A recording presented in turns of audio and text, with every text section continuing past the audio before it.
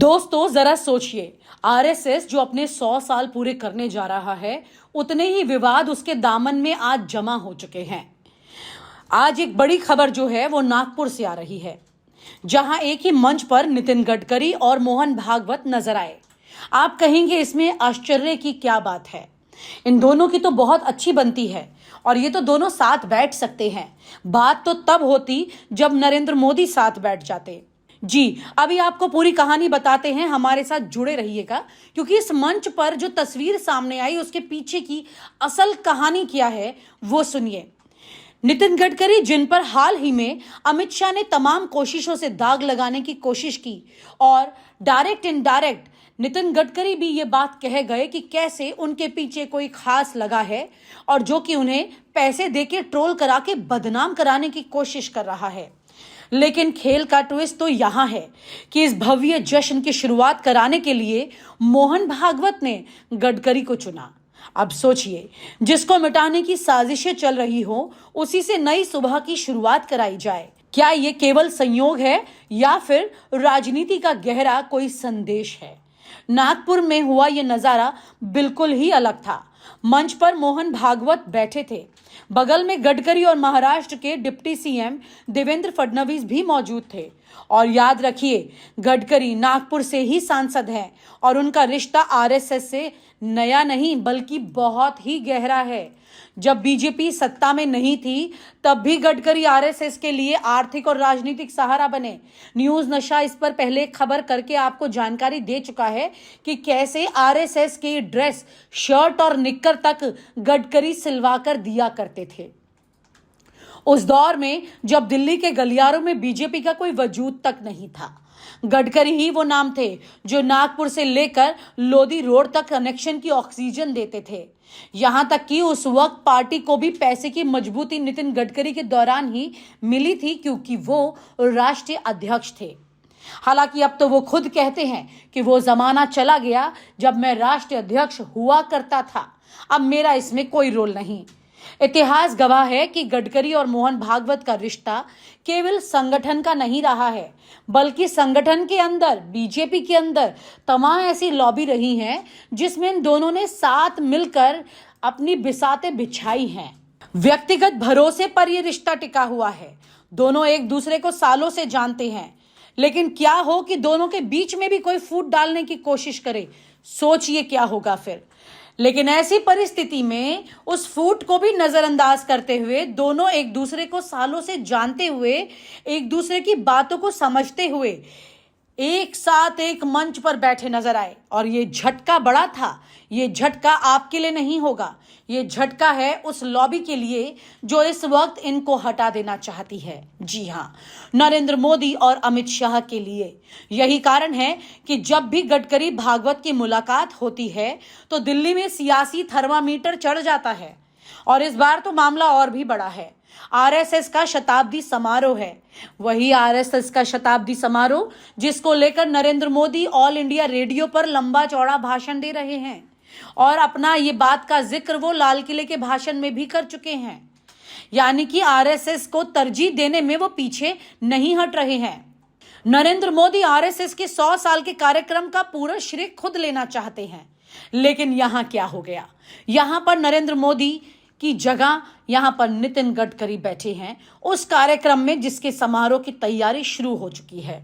अब जरा दूसरी तरफ देखिए, वहीं गडकरी, जिन पर अमित शाह ने हाल के वर्षों में कई बार हमला कर दिया, कभी एथेनॉल का मामला तो कभी द्वारका एक्सप्रेसवे की फाइलों में उनका नाम घसीटने की पूरी कोशिश की गई, लेकिन हर बार गडकरी तो साफ निकल आए।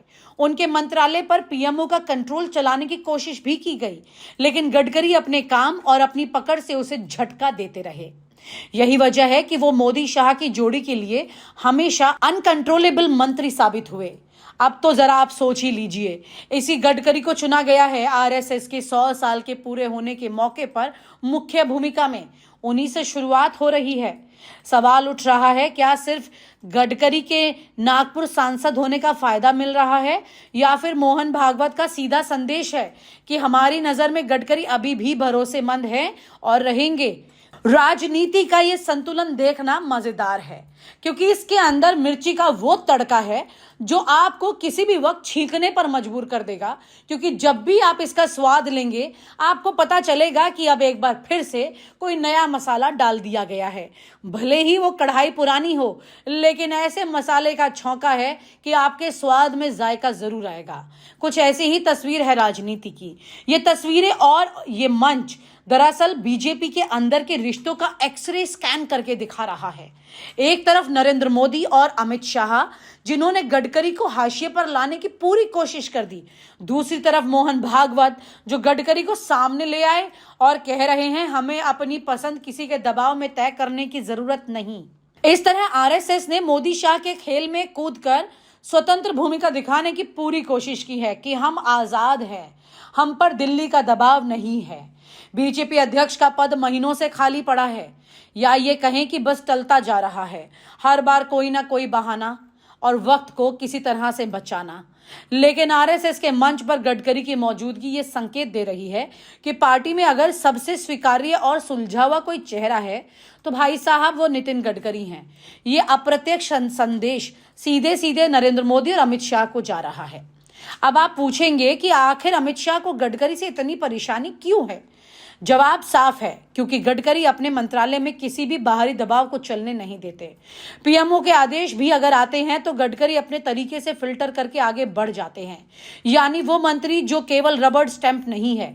ऐसे नेता हमेशा सत्ता के लिए खतरे की घंटी बजाते हैं। यही वजह है कि उन्हें बार बार घेरने की कोशिश की गई, यहां तक कि जो ट्रोलर्स या यूं कहें कि जो यूट्यूबर्स विपक्ष के रूप में सरकार पर सवाल खड़े करते आ रहे हैं, आजकल उन्होंने सरकार का ठेका ले लिया और नितिन गडकरी पर अपनी मिसाइलें दागनी शुरू कर दी हैं। क्योंकि बीजेपी के अंदर दो ऐसे खेमे हैं जो कि विपक्ष के साथ भी नहीं बन पाते हैं। राजनीति में तो यही सब कुछ दिलचस्प है, जिसे सबसे ज्यादा दबाने की कोशिश की जाए वही सबसे बड़े मंच पर आगे निकल जाए। नागपुर की ये तस्वीरें गडकरी के लिए केवल इज्जत का सवाल नहीं है, बल्कि उनकी पॉलिटिकल राइवलरी का उद्घोष भी है। जी, अमित शाह ने जितनी मेहनत की उन्हें गिराने की, उससे कहीं ज्यादा उठाने का काम मोहन भागवत ने कर दिया। तो मोहन भागवत ये समझ चुके हैं कि वो बोलकर थक चुके हैं, अब उन्हें एक्शन करना होगा, और ये एक्शन का पहला रूप था। तो दोस्तों, सवाल अब ये आपके सामने है, क्या गडकरी की ये एंट्री बीजेपी के भविष्य का रुख बदलने वाली है? क्या आरएसएस ने साफ कर दिया कि जब संगठन 100 साल का हो रहा है तो वो अपने भरोसेमंद चेहरों को आगे लाएगा, चाहे दिल्ली के नेता को ये पसंद आए या नहीं? और क्या यही वजह है कि मोदी भले ही रेडियो पर भाषण दे लें, लेकिन नागपुर में तालियां गडकरी के लिए ही गूंजेंगी? राजनीति का ये खेल दिलचस्प मोड़ पर है और आने वाले वक्त में तस्वीरें बता देंगी कि बीजेपी और आरएसएस की दिशा आखिर क्या तय होती है। बड़ा सवाल यही है, जो भी होगा वो इस बात से इतर नहीं होगा कि गडकरी और मोदी के बीच जो विवाद है वो नई तस्वीरें पैदा कर रहा है। भले ही गडकरी खुलकर बोलते रहे हों, लेकिन अभी भी वो खुलकर उतना नहीं बोले हैं जिससे कि दिल्ली में बैठे लोग एक्सपोज हो जाएं। अभी उनकी चुप्पी बहुत बड़ी है, जो कि एक बहुत बड़े राज का काम कर रही है। दिल्ली अगर उन्हें ज्यादा छेड़ती है तो जरूर गडकरी भी अब उस मोड में आ चुके हैं कि मुंह तोड़ जवाब देंगे, और अगर ऐसा हुआ तो दिल्ली की कुर्सी की एक टांग तो हिल ही जाएगी, ये मानकर चलिए। और आप हमसे जुड़े रहने के लिए सब्सक्राइब करें YouTube पर, फॉलो करें Twitter पर और लाइक करें Facebook पर। और ज्यादा जानकारी के लिए आपको टाइप करना होगा सिर्फ न्यूज नशा।